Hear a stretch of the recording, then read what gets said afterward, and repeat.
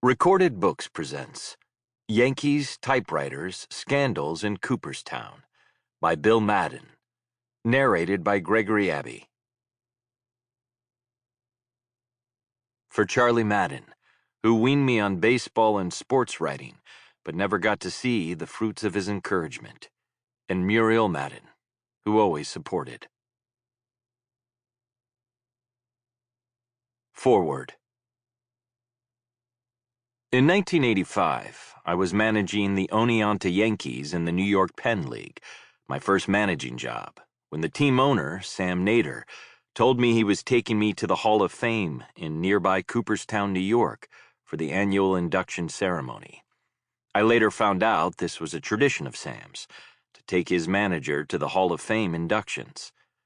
"There's someone I especially want you to meet," Sam told me. That someone was Bill Madden, who by then had been the New York Yankees beat writer for the New York Daily News for nearly 8 years. "Bill is a special friend," Sam told me. "He's the best baseball writer in New York, and you need to get to know him. He knows the Yankees organization inside and out." When Sam introduced us, he said, "Bill, I want you to meet my manager. I want you to take good care of him when he gets to New York." Sam obviously had a lot more confidence in me than I did, but when I finally did work my way up through the Yankee system, first as their third base coach in 1990, and then as manager in 1992, a relationship with Bill Madden had started that has withstood the demand of both of our jobs for almost 40 years and been one of mutual respect and admiration. When the Stick, Gene Michael, hired me to manage the Yankees in 1992, we talked about all the writers covering the team, and in particular Bill, with whom he was good friends away from the field. "Billy's one guy you can trust," Stick said. "He's a dogged reporter, and he's been around the team a long time and knows everybody in the organization." It was about the same thing Sam Nader had told me 7 years earlier. Bill's knowledge and respect of the game and pure love of the competition always got my attention. A question coming from Bill in a pre-game or post-game press conference I knew was going to be based on his tireless homework and pursuit of being accurate, fair, and most times, first. After I left the Yankees in 1995, I always welcomed Bill's presence in the clubhouses of all the teams I managed subsequently.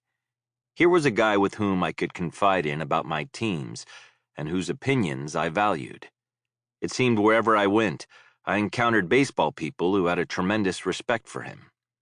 The first was Roland Hemond, the vice president of the expansion Arizona Diamondbacks, and that team was my second Major League Baseball managing job.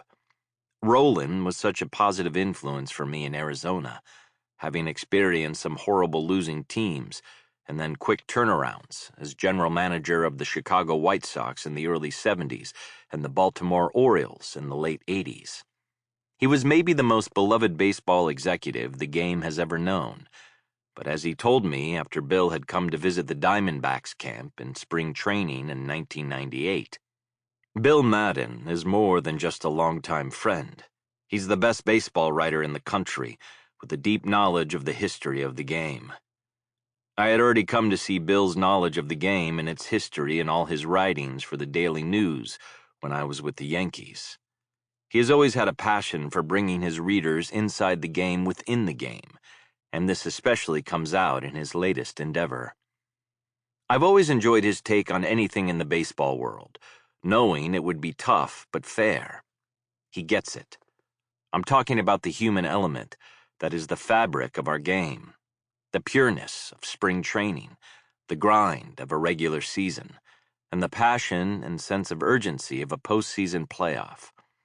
All of that is here in this informative and highly entertaining book, an inside look at the life of a baseball writer, for which I was honored to be asked to write the foreword. Enjoy. Buck Showalter. Prologue.